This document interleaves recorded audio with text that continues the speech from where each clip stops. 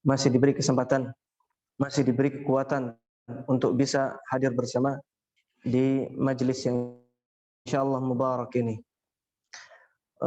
Pembahasan kali ini kita sampai di hadis ke-10. Hadis yang ke-10.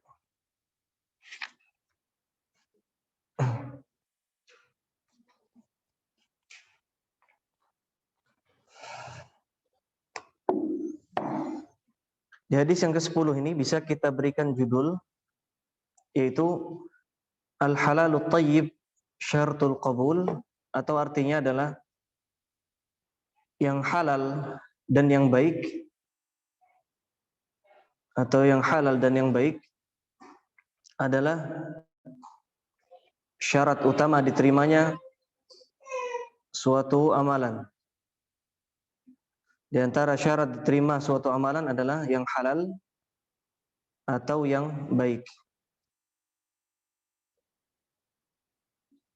Al-Imam An-Nawawi rahimahullah berkata, An Abi Hurairah radhiyallahu anhu qala, qala Rasulullah sallallahu alaihi wasallam, Inna Allah ta'ala tayyibun la yaqbalu illa tayyiba. Wa inna Allah amara al-mu'minina bima amara bihi al-mursalin. Faqala, ya ayyuhar rusul, kulu minat tayyibati wa'malu salihan. Wa qala, ya ayyuhalladzina amanu kulu min tayyibati ma razaqnakum. Washkuru lillah. Thumma dzakara ar-rajula yutilu as-safar ash'atha aghbar yamuddu yadayhi ila as-sama' ya rabbi wa mat'amuhu haram wa mashrabuhu haram wa malbasuhu haram wa ghudhiya bil haram fa anna yustajabu lidzalik. Rawahu Muslim. Ada perbedaan enggak? Enggak ada. Jadi nak kasih tambahan di ayat 172 tadi. Ya ayyuhalladzina amanu kulu min thayyibati ma razaqnakum washkuru lillah. Ada di situ? Tidak ada. Tidak apa. Yang arti dari hadis ini adalah, berkata Imam An-Nawawi rahimahullah, siapa Imam Nawawi?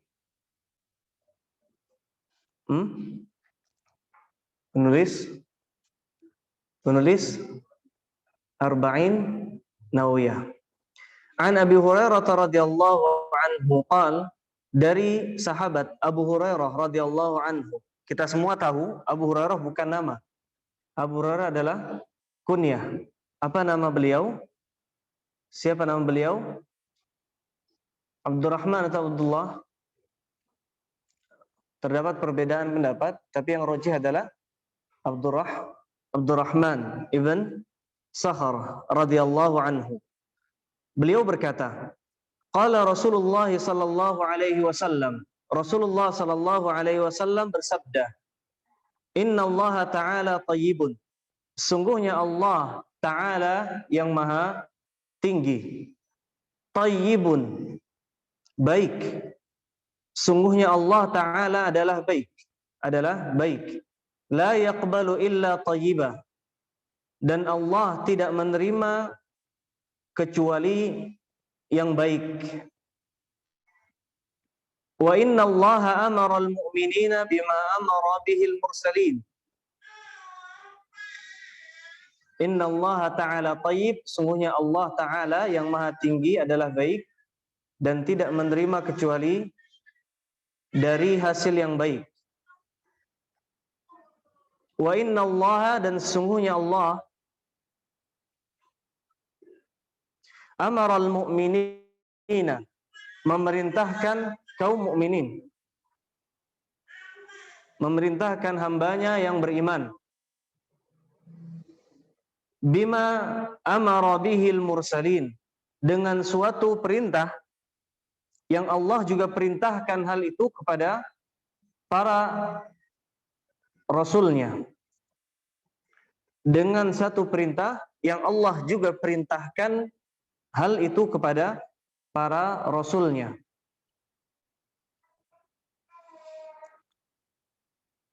Maka Allah berkata, wahai sekalian rasul, ya ayyuhar rusul, kulu minat tayyibat, makanlah kalian dari hal yang baik,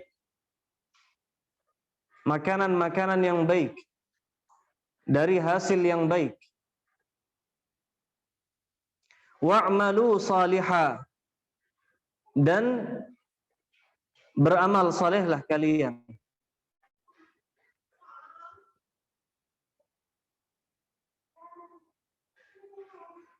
Dan Allah berfirman, wahai sekalian orang yang beriman, makanlah kalian dari hal-hal yang baik, dari makanan-makanan yang baik, dari apa yang kami berikan sebagai rizki untuk kalian.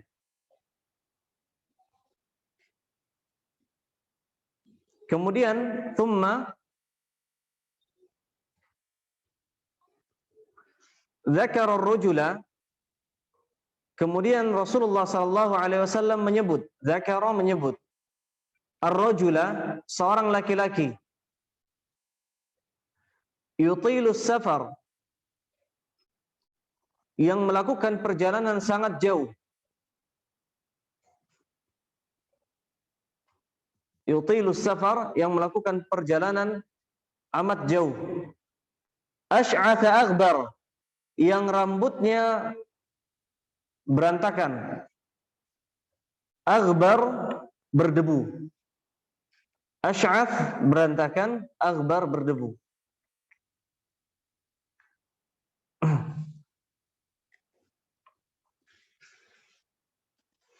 Yamuddu yadayhi ila sama, kemudian ia ulurkan tangannya ke atas langit.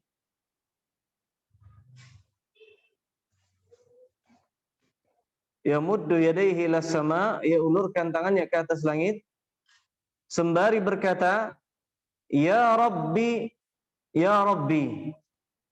Begini boleh, ya Rabbi, ya Rabbu juga boleh.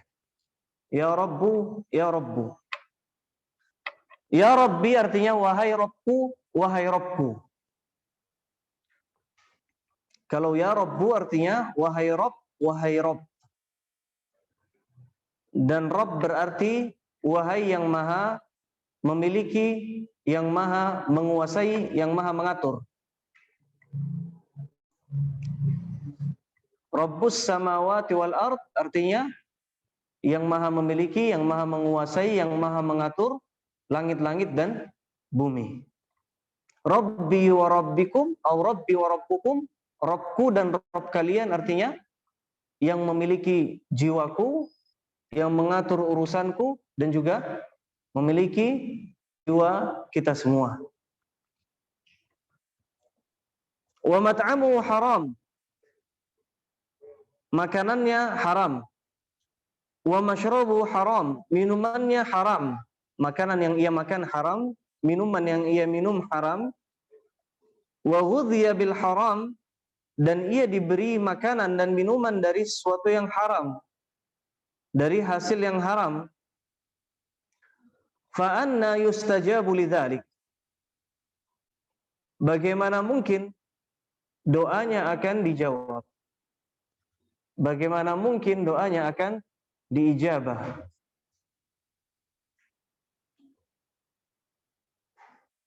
Dua syarat diterimanya suatu amalan. Yang pertama halal, yang kedua thayyib, dari sesuatu yang baik. Ada pertanyaan masalah arti? Tidak ada. Baik. Dari Abu Hurairah radhiyallahu anhu, beliau berkata, Rasulullah sallallahu alaihi wasallam bersabda, sungguhnya Allah Ta'ala yang maha tinggi adalah baik. Di antara nama Allah, di antara asma nama-nama Allah adalah Tayyib. Allah itu baik. Maksud dari baik di sini adalah Allah Subhanahu wa taala tidak memiliki cacat, tidak memiliki satupun kekurangan dalam zatnya, dalam namanya, dalam sifatnya, dalam perbuatannya, dalam hukum yang Allah tetapkan dan putuskan, semuanya adalah baik. Itu makna dari tayyib atau baik. La yaqbalu illa tayyibah, yang mana Allah tidak menerima kecuali dari hasil yang baik atau sesuatu yang baik saja. Dan ini menunjukkan kepada kita bahwasanya syarat suatu amalan adalah baiknya amalan tersebut. Seorang ketika ingin salat, tapi salatnya serampangan, berantakan, asal saja, kira-kira diterima atau tidak? Jawabannya tidak diterima. Karena Allah tidak menerima kecuali dari yang baik. Seorang ketika berdoa, dia panjatkan tangannya ke atas, dia memohon kepada Allah, tapi hatinya bermain-main ke sana kemari, hatinya terbang ke kanan dan kiri, kira-kira diterima nggak doanya? Karena itu Rasulullah SAW menyebutkan, Innallaha la yaqbalu du'a min qalbin ghafil. Allah tidak akan menerima doa kalau berasal dari hati yang lalai. Hatinya tidak fokus, tidak diterima doanya. Kenapa? Karena dia tidak panjatkan doanya dengan cara yang baik. Kemudian seorang ketika ingin bersedekah, tapi niatnya rusak. Niatnya bukan karena Allah, niatnya karena pujian, karena ingin disebut sebagai orang yang dermawan. Kira-kira diterima nggak amal sedekahnya? Jawabannya tidak. Niatnya salah. Seorang sedekah dari harta yang dia hasilkan dari jalur yang haram, diterima atau tidak? Jawabannya tidak diterima. Semua yang Allah terima adalah hal yang baik saja. Karena itu Rasulullah SAW menyebutkan, Man tasaddaqa bi'adli tamratin. Siapa yang bersedekah dengan suatu sedekah yang seharga satu tamar. Tamar itu apa? Kurma. Satu kurma. Kemudian min tayyib, dari hasil yang tayyib, dari hasil usaha yang baik, dia dapatkan dari jerih payahnya sendiri. Wala yaqbalullahu illa tayyib, dan Allah tidak menerima kecuali dari yang baik. Ini dalam hadis yang lainnya. Siapa yang bersedekah dengan sesuatu yang sama dengan satu butir kurma, fa innallaha ta'ala ya'khudhuha bi yaminih, maka Allah ketika seorang bersedekah dengan niat baik, yang disedekahkan juga barang yang baik, dari hasil juga yang baik, maka Allah kemudian akan mengambil sedekah tersebut dengan tangan Allah yang mulia yang kanan. Dengan tangan Allah yang kanan. Ya'khudhuha biyaminih. Dalam hadis disebutkan dengan tangan Allah yang kanan.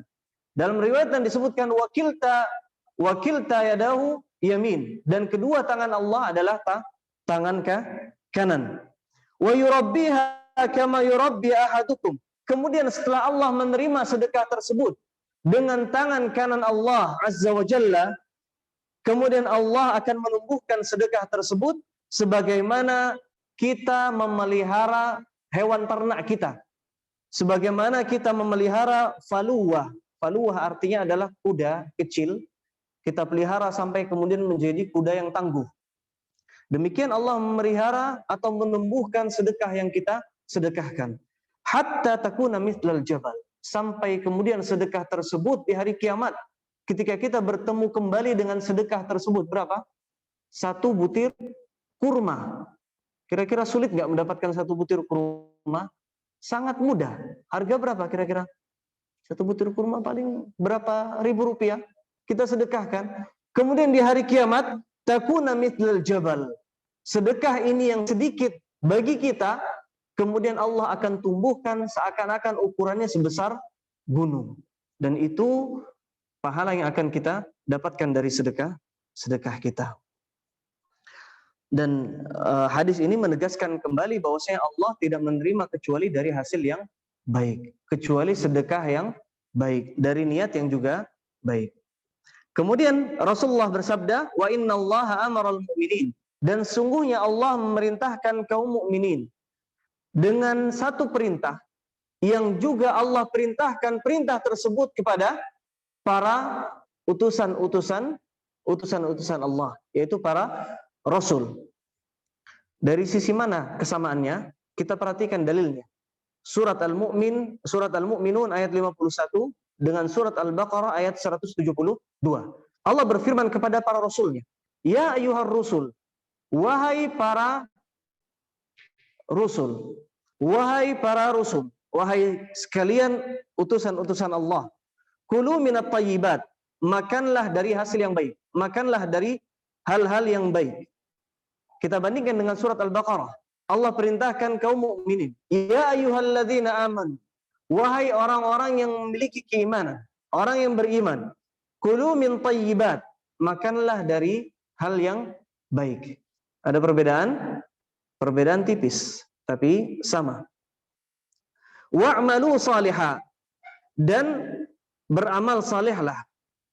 Kemudian di sini dalam surat Al-Baqarah, "Ma razaqnakum," makanlah kalian dari hasil yang baik dari apa yang kami berikan kepada kalian sebagai rezeki. Kelanjutannya, "Washkuru lillah," dan bersyukurlah kepada Allah. Dalam surat Al-Mu'minun Allah sebutkan beramal salehlah. Dalam surat Al-Baqarah Allah sebutkan bersyukurlah untuk Allah, berterima kasihlah kepada Allah. Nanti akan kita sebutkan bentuk korelasi antara keduanya. Jadi perintah yang Allah sebutkan, Allah perintahkan kepada Rasulnya dengan yang Allah perintahkan kepada kaum beriman adalah sama. Thumma dzakara ar-rajula yutilu safar. Kemudian Rasulullah SAW membuatkan suatu contoh, yaitu seorang laki-laki yang melakukan perjalanan yang begitu jauh. Asy'atha aghbar, dalam kondisi yang berantakan. Asy'atha, rambutnya berantakan dan berdebu, aghbar. Kemudian dia panjatkan tangannya, dia ulurkan tangannya ke atas langit dan berkata kepada Allah dengan nama Allah, yaitu Rabb, ya Rabbi, ya Rabbi, atau ya Rabbu, ya Rabbu. Kondisinya seperti apa? Makanan yang ia makan haram, minuman yang ia minum haram, dan dia diberi makanan dan minuman dari hasil yang haram. Bagaimana doanya akan diijabah oleh Allah Azza wa Jalla? Ini pertanyaan, tetapi maksudnya adalah ingkar. Ini disebut dalam bahasa Arab sebagai istifham ingkari. Bertanya secara zahir terlihat seperti pertanyaan, padahal bentuknya adalah pengingkaran. Maksudnya, fa'anna yustajabulah, bagaimana akan diijabah? Maksudnya adalah ketika seorang berdoa, maka waspada makanannya, waspada terhadap minumannya. Jangan sekali-kali ia masukkan hal yang haram dalam perutnya. Ketika ia masukkan sesuatu yang haram dalam perutnya, maka kemudian dia berdoa, apakah mungkin doanya akan diijabah? Jawabannya jelas. Jawabannya tidak akan mungkin. Karena apa? Allah tidak menerima kecuali dari hal yang baik saja. Ini penjelasan dari hadis ke-10. Kemudian di antara faedah hadis yang bisa kita petik, faedah yang pertama adalah di antara nama Allah adalah At-Tayyib, adalah baik, adalah yang maha baik.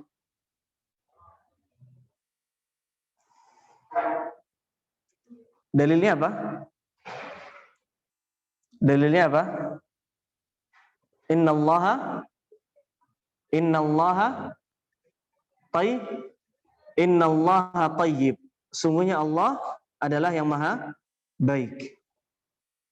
Maka nama-nama Allah semuanya adalah baik. Allah berfirman, "Walillahil asmaul husna." Dalam surat Al-A'raf ayat 180, dan Allah memiliki nama-nama yang indah, nama-nama yang baik. Semua nama-nama Allah, Ar-Rahman, Ar-Rahim, Al-Qawi, Al-Matin, Al-Hayyu, Al-Qayyum, Al-Hayyi, semuanya adalah baik. Memiliki arti-arti yang baik. Demikian pula dengan sifat-sifat Allah. Semua sifat-sifat Allah baik itu sifat dzatiyah, sifat yang menunjukkan tentang zat Allah Azza wa Jalla. Allah memiliki tangan. Seperti yang kita sebutkan tadi dalam hadis, ya'khudhuha biyaminihi, akhadhaha biyaminihi. Allah ketika hambanya bersedekah dengan sesuatu yang baik, Allah akan mengambilnya dengan tangan kanannya. Allah punya tangan? Iya. Allah punya penglihatan. Allah punya pendengaran. Yang semua sifat-sifat dzatiyah itu adalah sifat-sifat yang baik yang menunjukkan kesempurnaan Allah Azza wa Jalla. Kemudian Allah juga memiliki sifat-sifat seperti al-qudrah. Allah memiliki kuasa. Allah berbicara. Dan semua itu adalah sifat-sifat yang baik. Ini faidah yang pertama. Di antara nama Allah adalah At-Tayyib. Apa arti Tayyib? Yang maha baik. Kemudian faidah kedua,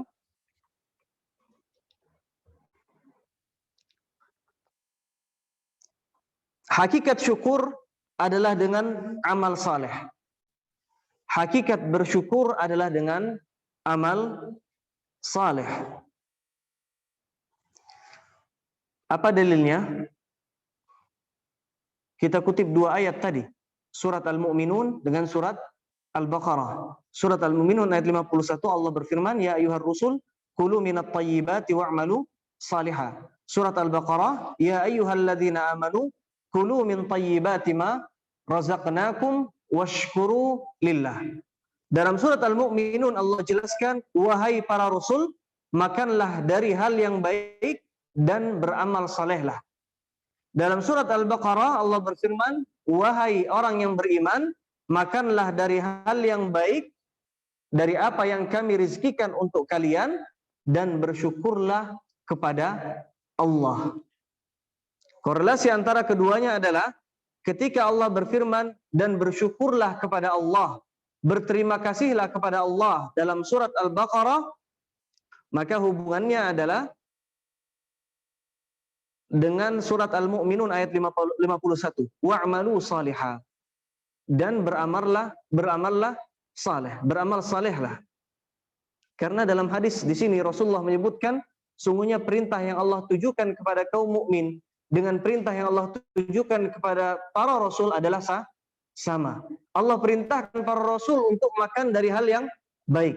Allah perintahkan orang beriman untuk makan dari hal yang baik. Sama tidak?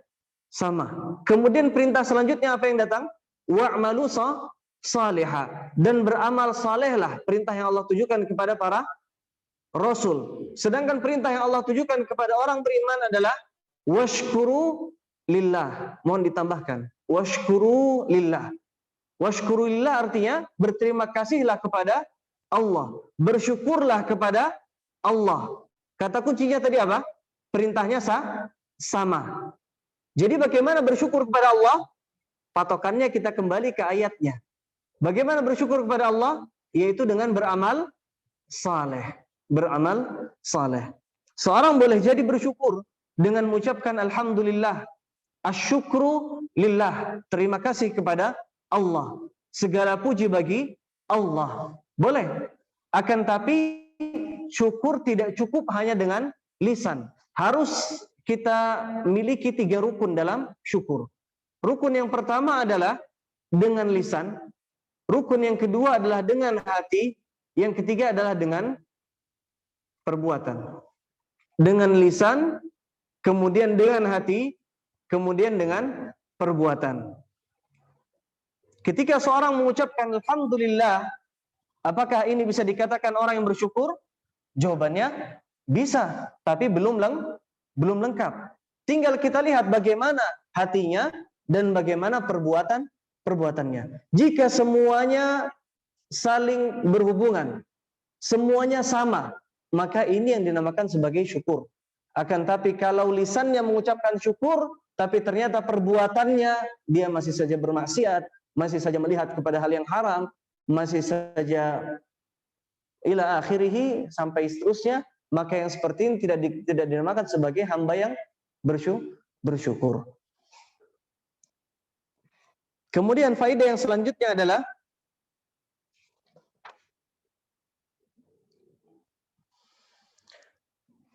Di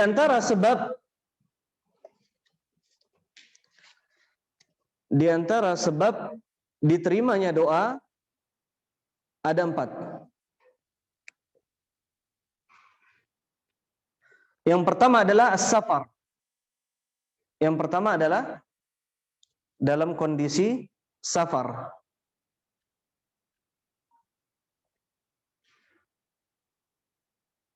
Pertanyaannya kenapa? Seorang dalam kondisi safar, doanya lebih diijabah oleh Allah Azza wa Jalla. Karena ketika seorang dalam kondisi safar, maka dia akan lebih membutuhkan kepada Allah. Kenapa? Dia dalam perjalanan. Bisa jadi dia selamat, bisa jadi tidak. Dan dia memiliki kebutuhan yang banyak. Kepada siapa dia tuntut kebutuhan tersebut? Kepada Allah Azza wa Jalla. Ketika seorang hamba berada dalam kondisi butuh, sangat butuh, maka disinilah letak diijabahnya doanya. Tapi ketika seorang berdoa, dalam hatinya ada perasaan, saya doa hanya sekedar doa saja.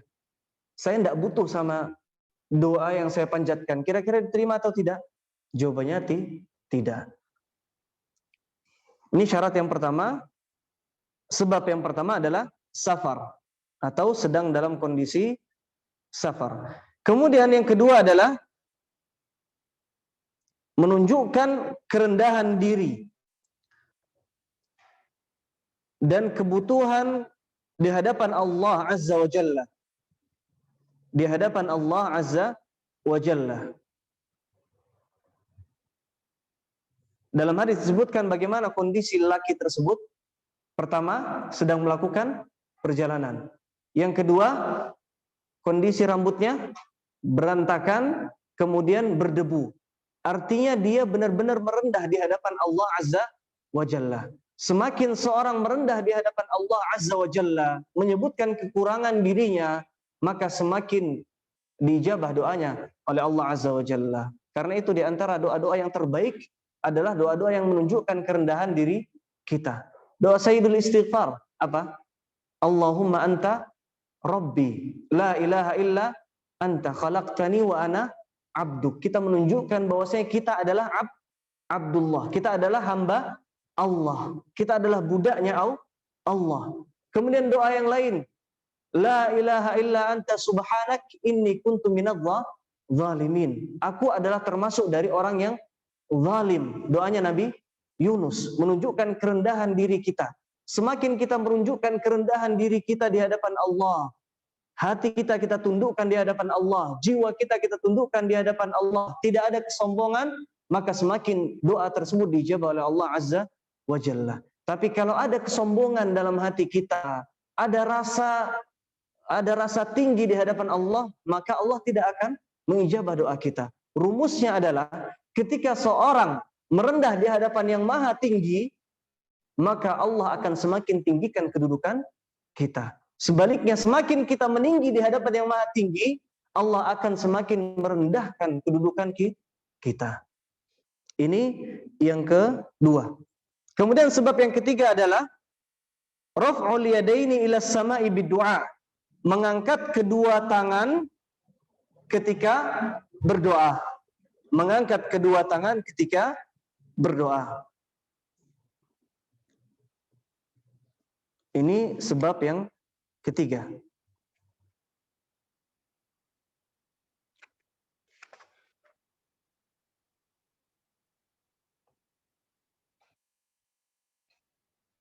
Dan Rasulullah SAW bersabda, Innallaha hayyun karim. Sungguhnya Allah maha pemalu. Sungguhnya Allah maha pemalu. Di antara nama Allah adalah Hayy. Allah maha pemalu. Apa ini sifat negatif? Jawabannya enggak. Malu itu tidak datang kecuali membawa kebaikan. Sebagaimana sabda Nabi SAW, Innal haya la ya'ti illa bi khair. Malu tidak datang kecuali membawa kebaikan. Wanita punya rasa malu. Akhirnya dia tidak keluar kecuali sesuai kebutuhan saja. Tidak seperti wanita-wanita pada umumnya. keluar mungkin setiap hari bisa 10 kali keluar dari kamarnya, dari kos-kosannya, dari rumahnya. Tapi wanita muslimah memiliki rasa malu. Dia ingat firman Allah Azza wa Jalla, wa qarna fi buyutikun, tetaplah di rumah kalian, wala tabarrujna tabarrujal jahiliyah, dan jangan kalian keluar dengan tabarruj seperti tabarrujnya orang jahiliyah. Akhirnya dia punya rasa malu. Dia tidak keluar kecuali benar-benar kebutuhan yang mendesak, karena ingin kuliah mungkin, atau mungkin karena ingin belanja bulanan, hanya sekedar itu. Kemudian dia langsung balik ke rumahnya. Malu selalu membawa kebaikan. Seorang laki-laki yang memiliki rasa malu, dia ingin berbuat maksiat di depan Rabbnya tabaraka wa ta'ala, dia malu. Akhirnya dia tidak jadi melakukan kemaksiatan. Dia ingin berbuat maksiat di depan halayak ramai, malu. Maka dia menahan dirinya dari bermaksiat. Seorang muslim yang pakaiannya muslim, dia pakai kopiah, pakai gamis, dia malu dengan pakaian yang ia kenakan. Kalau dia melakukan kemaksiatan, maka rasa malu akan selalu membawa dia kepada kebaikan. Tapi ada orang malu, malah efeknya negatif. Malah membawa dia kepada hal yang buruk. Contohnya seperti apa? Lagi belajar, lagi ikut kelas di kuliah. Kemudian ada pertanyaan, malu. Akhirnya dia tidak bertanya, efeknya negatif atau positif? Negatif. Dan ini yang disebutkan oleh Imam Mujahid, la yata'allamul ilma mustahil wala mustakbir. Dua orang yang tidak akan mungkin belajar. Yang pertama adalah pemalu, yang kedua adalah orang yang sombong. Ini apakah ada malu yang berdampak negatif? Jawabannya ini bukan malu. Ini disebut dalam bahasa Arab sebagai khojal. Ada istilah haya, malu, dan malu tidak akan memberikan efek kecuali positif. Yang kedua ada khojal. Khojal ini bisa membawa efek positif, bisa membawa efek negatif. Orang kalau malu bertanya, apa peribahasanya, sesat di jalan, ini apa? Haya atau khojal? Khojal. Kemudian ketika Ustadz bertanya, suaranya kecil karena malu mungkin, atau mungkin alasan ya lainlah. Ini disebut sebagai haya atau khojal?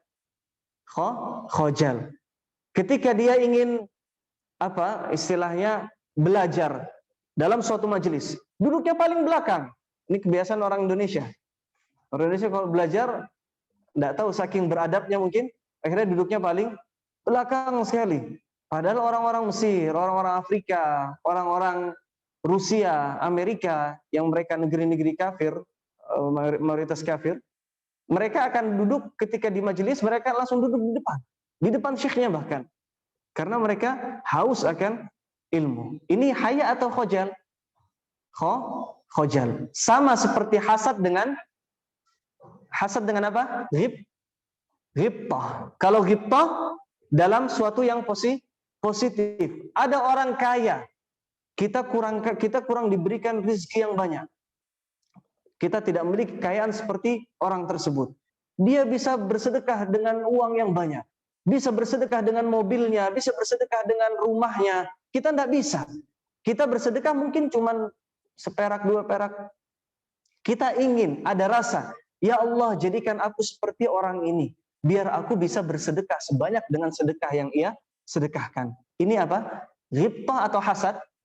Ghibtah. Dan contoh yang lainnya banyak. Seorang ketika dia punya ilmu, akhirnya dia tidak bisa mengajarkan orang lain kebaikan. Ada rasa iri. Ya Allah, seandainya aku punya ilmu sehingga aku bisa mengajarkan orang lain. Ini yang dinamakan sebagai ghibtah. Iri tapi dalam konteks yang baik. Tapi ada hasad. Kalau hasad, nah ini bahaya. Hasad adalah iri, tapi sekaligus ada keinginan agar nikmat orang lain hilang dari diri temannya tersebut. Jadi orang lain punya kekayaan, kita juga pengen kaya. Tapi kalau kita jadi kaya, orang lain ini jadi miskin. Buruk sekali. Itu hasad. Kita mengerti ya perbedaan antara haya dan khojal, hasad dan ghibtah. Ini sebab yang keberapa? Sebab yang ketiga. Allah Maha Pemalu, Allah Maha Mulia, dan Allah malu jika ada hambanya yang mengangkat tangannya ke atas, kemudian Allah menolak untuk mengijabah doanya. Jadi arti dari hadis ini, ketika seorang mengangkat tangannya ke atas, memohon kepada Allah Azza wa Jalla dengan mengangkat tangan, maka Allah malu untuk tidak mengijabah. Karena itu salah satu dari sebab diijabahnya doa adalah mengangkat tangan ke atas. Pertanyaannya, apakah kita selalu mengangkat tangan ke atas ketika berdoa? Jawabannya tidak. Dilihat konteksnya, dilihat kondisinya. Karena ada beberapa kondisi yang mana Rasulullah SAW tidak mengangkat kedua tangan beliau. Kalau dalam salat istisqa, salat apa?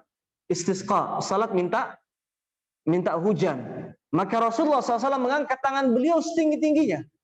Bahkan terlihat kedua ketiak beliau SAW yang putih.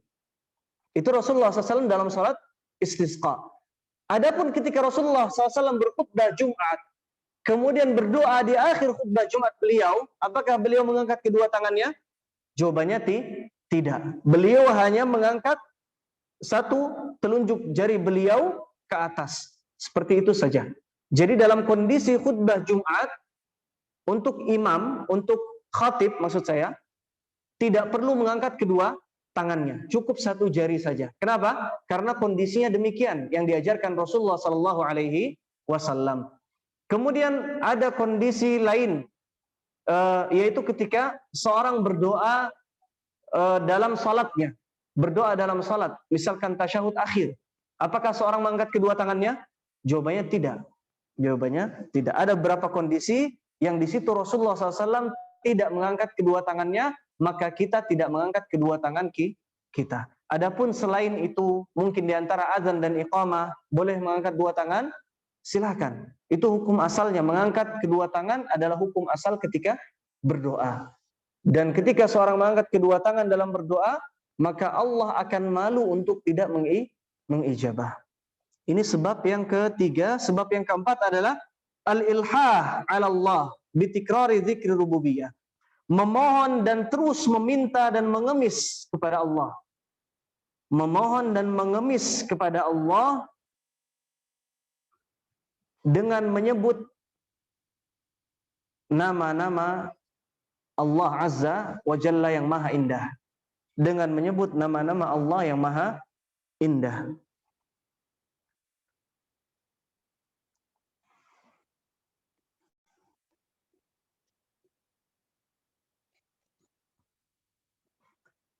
Apa dalilnya? Apa dalilnya? Tinggal lihat hadisnya. Kemudian kita lihat mana kira-kira yang menunjukkan kepada faidah ini. Apa buktinya seorang ketika berdoa, di antara sebab diijabahnya doanya adalah meminta dengan nama Allah yang indah. Ya Rabbi, ya Rabbi. Wahai Rabbku, wahai Rabbku. Dan di antara nama Allah adalah Rabb, yang maha mengatur seluruh alam. Itu di antara nama Allah adalah Rabb. Jadi ketika kita berdoa, jangan lupa menyebut nama-nama dari sekian nama-nama Allah yang indah. Atau boleh menyebut sifat Allah. Ya Hayyu ya Qayyum. Dalam doa pagi dan sore kita menyebutkan, Ya Hayyu ya Qayyum. Wahai yang maha hidup, wahai yang maha kuasa. Kemudian apa? Birahmatika astaghith. Dengan rahmatmu. Sifat Allah adalah rahmah. Dengan rahmatmu aku memohon pertolongan. Birahmatika astaghith. Aslih li sya'ni kullah. Perbaiki seluruh urusanku. Wala takilni ila nafsi tarfata ain. Dan jangan engkau sandarkan diriku kepada diriku, meskipun itu hanya sekejap mata. Ini adab doa. Pertama diawali dengan menyebut nama Allah, Hayy, kemudian Qayyum, kemudian dengan sifat Allah, birahmatika astaghith. Ini diantara adab doa. Karena itu Allah sebutkan walillahil asmaul husna. Dan Allah memiliki nama-nama yang indah. Semua nama Allah adalah indah. Fad'uuhu biha. Maka berdoalah kepada Allah dengan menggunakan wasilah nama-nama tersebut. Di antara cara dijabah doa adalah meminta kepada Allah dengan nama-nama Allah indah. Dan yang paling pertama sekali ketika kita berdoa adalah kita berdoa dengan adab. Bagaimana kita bisa paham doa kita adalah doa yang sesuai adab atau tidak? Yaitu kita mempelajari doa-doa yang sesuai dengan sunnah Nabi Shallallahu Alaihi Wasallam. Doa yang ada dalam Al-Quran, doa yang ada dalam hadis Nabi SAW itu sudah cukup. Karena itu doa yang sempurna. Khawatirnya ketika seorang mengarang-arang doa lainnya, maka dia bisa jatuh dalam kesalahan. Sebagian orang berdoa kepada Allah, ya Sayyidi, wahai Tuanku, Allah. Boleh, jawabannya bisa jadi boleh, bisa jadi tidak. Karena Sayyid itu julukan kepada Allah dan julukan kepada manusia juga. Julukan kepada Allah dan julukan kepada manusia. Tidak ada kesempurnaan di situ. Tapi ketika kita sebutkan ya Hayyu, wahai yang maha hidup. Kira-kira siapa yang maha hidup selain Allah? Allah Azza wa Jalla satu-satunya. Maka ketika kita berdoa, maka kita perhatikan doa kita sesuaikan dengan doa dalam Al-Quran atau sesuaikan dengan doa dalam hadis Nabi Shallallahu Alaihi Wasallam. Karena itulah yang paling terbaik agar kita tidak jatuh dalam kesalahan. Baik, mungkin itu faidah-faidah yang bisa kita sebutkan. Ada berapa faidah? Ada 3 faidah. 3 atau 4? 3, Pak. Baik, barangkali ada pertanyaan? Fadhal. Nama antum siapa? Junaid. Baik, Pak Junaid. Fadhal.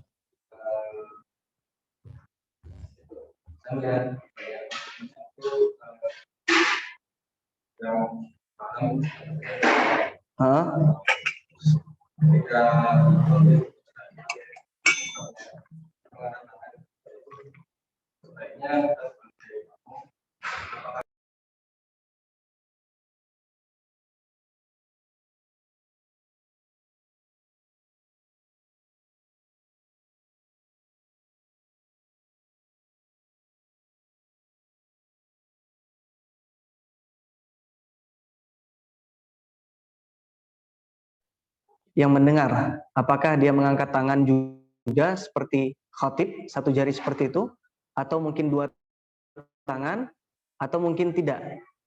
Dan bagaimana, apakah dia harus mengaminkan setiap khatib membaca doa atau tidak? Baik, dalam hal ini maka tidak pernah kita dengar hadis dari Nabi Shallallahu Alaihi Wasallam ataupun athar dari sahabat Nabi Shallallahu Alaihi Wasallam yang menunjukkan bahwasanya para sahabat dan Nabi Shallallahu Alaihi Wasallam mengangkat tangan ketika berdoa dalam khutbah Jumat. Maksudnya mengangkat tangan, 2 tangannya ke atas. Tidak, kecuali hanya 1 jari, dan itu pun sebagai khatib. Adapun makmum, maka tidak perlu mengangkat kedua tangannya. Sebagaimana kita sebutkan, sahabat mereka tidak ada yang mengangkat kedua tangan dalam berdoa. Bukan makomnya, bukan tempatnya ketika ingin mengangkat kedua tangan dalam berdoa saat imam membaca doa. Bukan. Saat khatib membaca doa. Bukan. Tapi ketika makmum mendengar khatib membaca doa, cukup diam, tangan tidak perlu diangkat, tidak perlu isyarat dengan 1 jari, juga tidak perlu. Kemudian ketika kita ingin mengaminkan, aminkan dalam hati. Tidak dijaharkan bacaan amin kita. Itu yang ana ketahui, Allah alam. Yang lain, betul?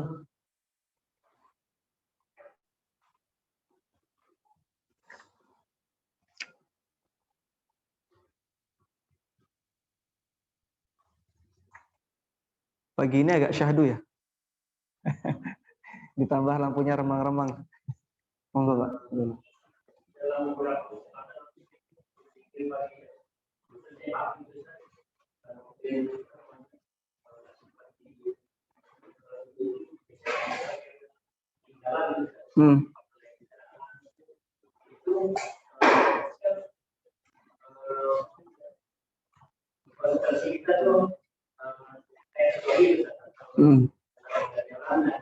Benar.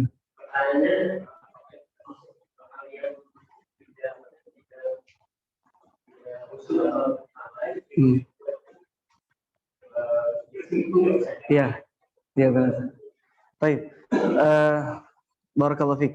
Pertanyaannya, ketika seorang berzikir pagi atau berzikir petang, kemudian dalam kondisi sedang beraktivitas Pak ya, mungkin sedang menyetir atau mungkin hal lainnya, apakah bisa dianggap ini sebagai zikir yang baik atau tidak gitu? Maka jawabannya tentu berzikir yang sempurna adalah dengan keadaan menghadap ke arah kiblat. Itu sempurna. Tapi tidak ada para ulama yang mensyaratkan zikir harus menghadap kiblat. Tidak, itu bukan syarat sah zikir adalah menghadap kiblat. Untuk zikir sendiri maka sedikit lebih longgar. Seorang boleh berzikir dalam kondisi berdiri, dalam kondisi berjalan, dalam kondisi tidur, bahkan sebagaimana yang difirmankan Allah Azza wa Jalla tentang ulul albab. Siapa ulul albab? Orang yang berfikir. Alladzina yadhkurunallah, mereka adalah orang-orang yang senantiasa berzikir kepada Allah qiyaman, dalam kondisi berdiri, wa qu'udan, dalam kondisi duduk, wa ala junubihim, dan dalam kondisi berbaring. Jadi ketika berzikir silahkan, bagaimanapun kondisinya silahkan, tidak ada masalah. Akan tapi tentunya ketika kondisinya bercampur dengan aktivitas lain, tentu ini sedikit mengurangi konsentrasi kita kepada zikir, tapi tidak ada masalah. Dan kita terus berlatih, karena hati itu ibarat tempat. Hati orang berbeda-beda. Ada yang hatinya sempit, ada hatinya yang luas. Hati Nabi SAW hatinya luas sekali. Bahkan ketika beliau sholat, selesai beliau sholat, beliau langsung bergegas pergi ke rumahnya. Kenapa? Karena ternyata beliau mengingat dalam sholatnya, kalau ada harta fakir miskin yang belum dibagikan. Artinya beliau sholat sambil mengingat sesuatu kan? Dan itu tidak ada masalah bagi beliau. Kenapa? Karena hati beliau sangat lapang. Dan Umar bin Khattab pun demikian. Ketika Umar bin Khattab sholat, Umar bin Khattab memikirkan sholat dan memikirkan urusan peperangan dalam sholat. Membagi-bagi mana pasukan yang layak ditempatkan sebelah kanan, mana pasukan yang ditempatkan di jantung pertahanan, mana pasukan. Umar bin Khattab berpikir itu semua dalam sholat. Dan itu boleh, akan tetapi dengan syarat, perlu latihan. Jadi tidak apa-apa seorang berzikir dalam aktivitas apapun, tapi dia latih dirinya. Seperti apa? Konsisten. Mungkin sekarang dia tidak bisa fokus 100%. Fokusnya mungkin hanya 10%, tidak masalah. Besok dia latih untuk fokus. Naik fokusnya menjadi 15%, atau mungkin 20%. Begitu seterusnya. Yaitu dengan riyadhah, dengan latihan, dengan melatih diri. Tidak pakai istilah riyadhah ya, karena biasa istilah riyadhah ini istilah sufi. Istilah sufi. Ya melatih diri saja. Kita latih. Seorang ketika sholat, dia latih dirinya untuk khusyuk pada Allah Azza wa Jalla, maka makin lama dia akan bisa untuk khusyuk dan dia akan bisa untuk berpikir di hal yang lain. Selama itu tidak merusak sholatnya. Demikian juga ketika zikir. Seorang ketika berzikir, dia latih untuk fokus. Dia katakan Allahu Akbar sambil jalan. Apa arti Allahu Akbar? Ya dia latih. Apa arti Allahu Akbar? Allah Maha Besar. Kemudian apa? Dia hadirkan kemahabesaran Allah dalam hatinya. Dengan cara seperti itu, maka dia akan terbiasa. Ketika dia sebutkan Allahu Akbar, maka hadir sendiri. Mungkin di awal sulit, karena harus menghadirkan. Tapi kebanyakan orang ketika berzikir, ya sekedar nyebut aja, ya kan? Nyebut aja, akhirnya ada faidah nggak zikirnya? Ada, insya Allah ada faidah. Tapi faidahnya nggak banyak.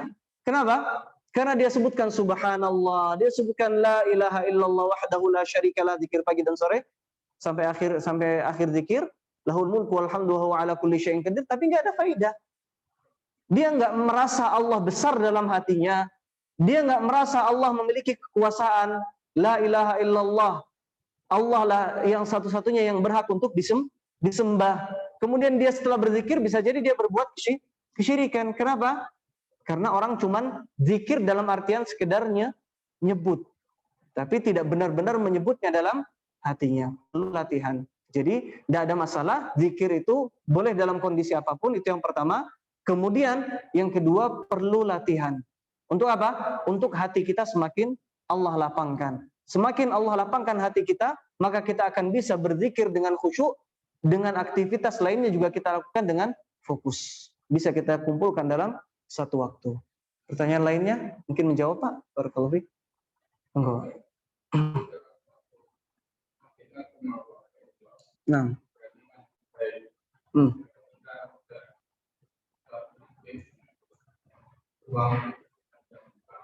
Gimana, Pak? Uang? Hmm. Hmm.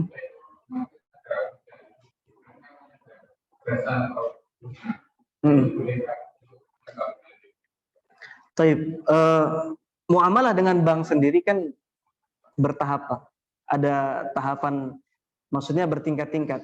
Ada tingkatan muamalah yang sudah sampai tahapan benar-benar riba, ada yang muamalah yang masih bersinggungan dengan riba, ada yang bebas dari riba.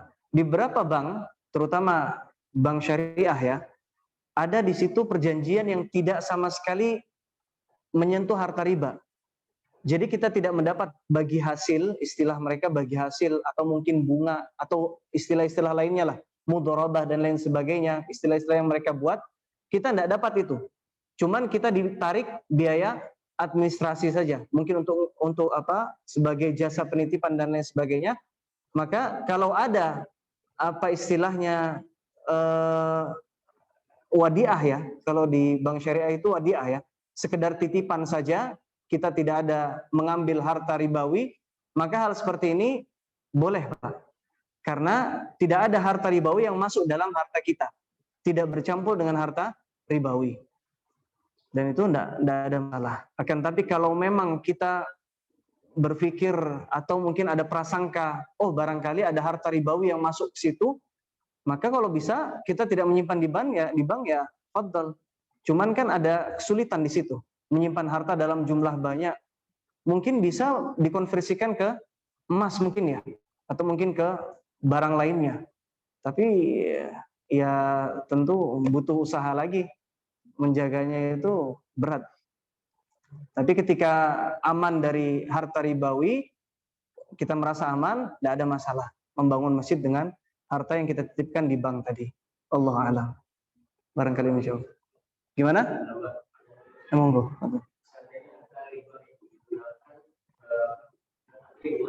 Hah? Hmm?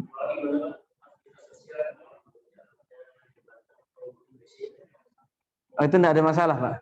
Tidak ada masalah, boleh.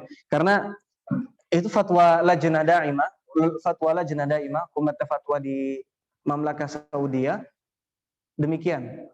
Karena melihat kondisi orang-orang kaya di Arab, mereka punya harta yang banyak, kemudian dititipkan di bank-bank, mungkin bank-bank konvensional di negeri yang lain, bukan di kerajaan Arab Saudi, dan bank tersebut ada sistem bunga.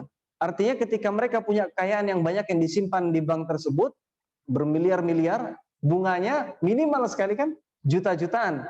Dan itu kalau tidak diambil begitu saja, bisa ke idha'atul mal, bisa ke membuang-buang harta. Dan buang-buang harta ini termasuk perkara yang dibenci oleh Allah Azza wa Jalla. Makanya ulama mengambil kesimpulan, bolehnya bunga bank dijadikan sebagai modal untuk membangun fasilitas umum seperti jalan atau mungkin toilet umum dan lain sebagainya, tidak ada masalah. Toilet masjid tidak ada masalah karena termasuk fasilitas umum. Mungkin cor-coran juga tidak ada masalah. Cor-coran yang menuju ke masjid tidak ada masalah. Allah alam. Kalau masjid tidak, Pak. Masjid tidak. Karena tempat untuk ibadah dan Allah thayyib, la yaqbalu illa thayyibah. Pertanyaan lain? Mungkin dari akhwat? Sudah? Baik, kita cukupkan. Minggu depan ujian ya? Insya Allah ya? Ujiannya insya Allah mudah, Pak. Kita nanti nggak ada pilihan ganda. Saya isai semua, saya buat isai semua.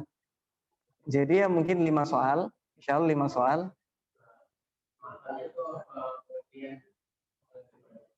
Matannya, tentang matan, kemudian tentang istilah yang ada di matannya, terus faidah hadis, itu saja.